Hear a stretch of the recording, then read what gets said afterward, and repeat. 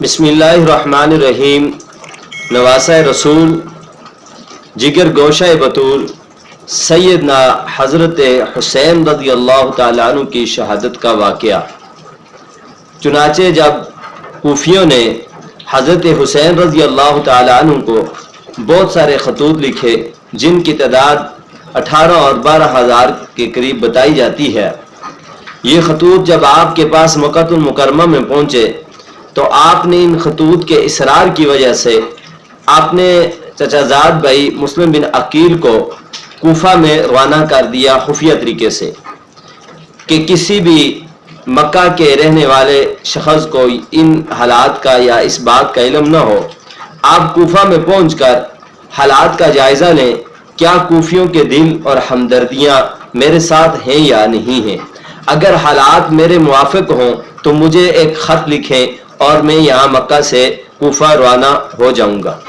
آپ رضی اللہ تعالیٰ عنہ نے مسلم بن عقیل کو جب کوفہ بھیجا تو مسلم بن عقیل آپ نے 2 صاحبزادوں کے ساتھ کوفہ کے سفر پر روانہ ہوئے اور کوفہ پہنچے تو کوفیوں نے اول یہ سمجھا کہ سیدنا حضرت حسین نواسہ رسول تشریف لے آئے۔ آپ کے ارد گرد بہت سارے کوفی احباب جمع ہو گئے، اور پھر بعد میں پتہ چلا کہ یہ نائب ہیں اور چچا زاد ہیں سیدنا حسین کے، اور یہ حضرت حسین رضی اللہ عنہ کی بیعت کے لیے حاضر ہوئے ہیں۔ تو چنانچہ 12,000 18,000 30,000 کے قریب افراد نے حضرت مسلم بن عقیل کے ہاتھ پر سیدنا حسین رضی اللہ تعالیٰ عنہ کے لیے بیعت کر لی۔ حضرت مسلم بن عقیل نے ان حالات کا جائزہ لے کر خط لکھا، کیا ابن عمی یعنی کیا میرے چچا زاد بھائی آپ روانہ ہو چکے ہیں، کوفہ کے حالات ہمارے موافق ہیں۔ تو سیدنا حسین رضی اللہ عنہ کو جب یہ خط ملا تو آپ مکہ سے کوچ کر چکے تھے۔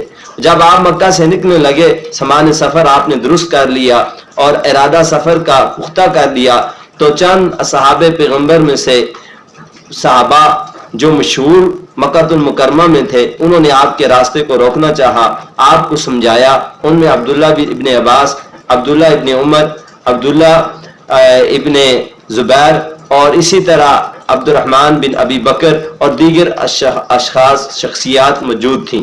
انہوں نے روکا اور سمجھایا کہ کوفہ والے غدار ہیں، آپ کے ساتھ غداری کرنا چاہتے ہیں، اور مکہ المکرمہ محترم معظم زمین اور اسی طرح مدینہ المنورہ رسول اللہ علیہ وسلم کا پڑوس آپ چھوڑ کر کوفہ میں تشریف نہ لے جائے۔ لیکن سیدنا حضرت حسین رضی اللہ عنہ فرمایا کہ میں اب ارادہ کر چکا ہوں، ان لوگوں کے ساتھ وعدہ کر چکا ہوں، تو اب میں اپنے ارادے کو بدلنے والا نہیں ہوں۔ چنانچہ سیدنا عبداللہ ابن عباس رضی اللہ تعالیٰ نے پھر فرمایا کہ چلے اگر آپ جانا بھی چاہتے ہیں تو اپنی عورتوں کو اور اپنے بچوں کو ساتھ لے کر نہ جائیں۔ چنانچہ آپ نے کسی کی بھی بات کو نہ مانا اور تسلیم نہ کیا، اور اپنے ارادے پر پختہ قائم رہے، اور آپ سفر کے لیے روانہ ہو چکے۔ جب آپ سفر میں تھے تو سفر کے اندر ہی آپ کو اطلاع ملی کہ کوفہ کے حالات بدل چکے ہیں، اور سیدنا مسلم بن عقیل کو رضی اللہ تعالیٰ عنہ کو شہید کر دیا گیا، ان کے 2 بیٹوں کو بڑی بے دردی سے شہید کر دیا گیا، اور کوفہ کے حالات بدل چکے ہیں۔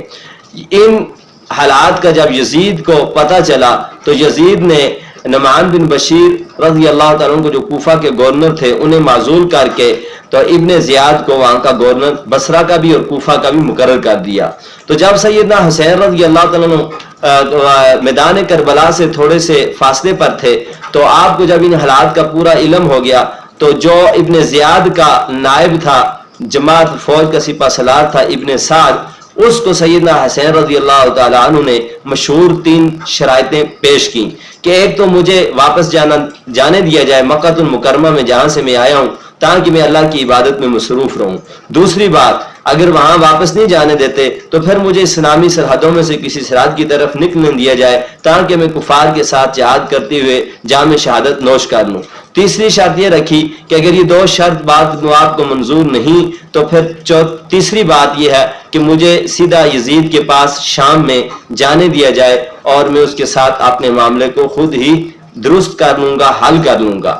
لیکن ابن سعد نے کہا کہ تینوں باتیں آپ کی درست ہیں، ان میں سے کسی بات کو بھی میں ابھی تو تسلیم نہیں کر سکتا، البتہ ابن زیاد کو میں یہ باتیں بیچتا ہوں کہلاتا ہوں اور وہ جو بات کہتا ہے تو اس پر عمل کر لیتے ہیں۔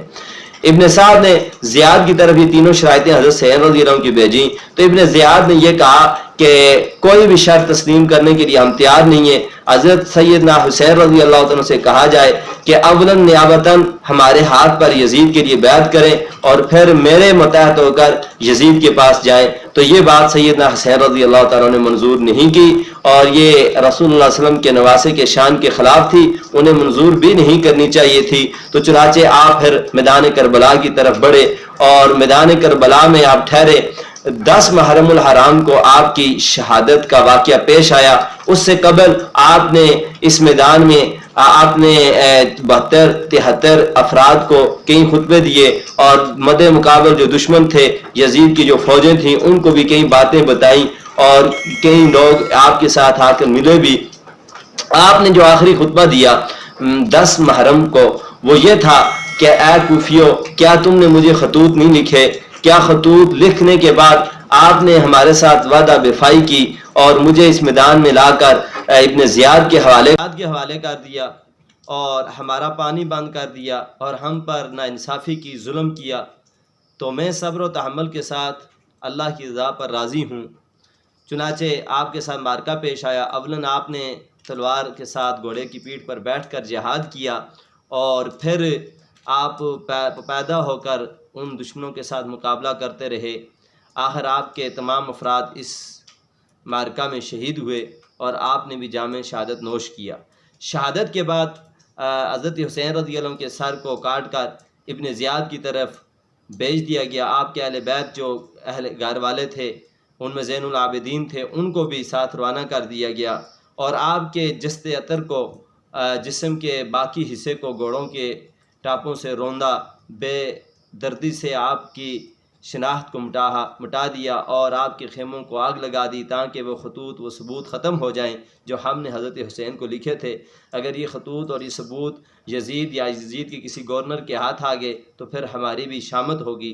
اس طرح کی کفیت۔ اور پھر حضرت سیدنا حسین رضی اللہ عنہ کے اہل بیت جب شام کی طرف یزید کے محل میں داخل ہوئے اور اس راستے سے جب جا رہے تھے، کوفی ماتم کر رہے تھے، رو رہے تھے، پیٹ رہے تھے، کوفیوں کی عورتیں رو رہی تھیں، تو سیدہ زینب رضی اللہ تعالیٰ عنہا کا خطبہ کہ آپ کیوں رو رہے ہو، کیوں پیٹ رہے ہو، آپ کے مردوں نے تو مارے ہیں، مردوں کو شہید کیا اور آپ رسول اللہ علیہ وسلم کو کیا منہ دکھائیں گے؟ آپ لوگوں نے آپ وسلم کے اہل بیت کو بے دردی سے شہید کر دیا۔ اور حضرت ام کلثوم اور دیگر حضرت حسین رضی اللہ عنہ کی بیٹیوں کی خطبہ زین العابدین کی باتیں کتابوں میں موجود ہیں۔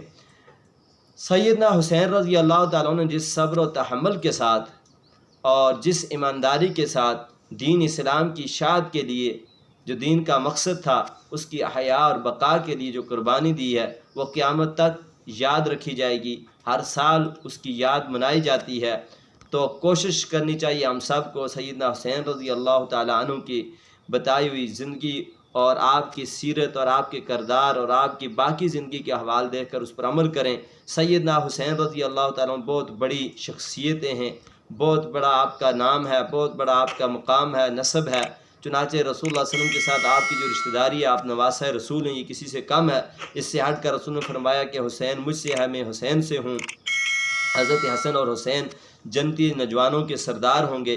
آپ نے فرمایا جس نے اے اللہ تو حضرت حسن اور حسین سے محبت فرما، میں بھی ان سے محبت فرماتا ہوں۔ جو ان سے محبت فرمائے اے اللہ تو اس سے بھی محبت فرما۔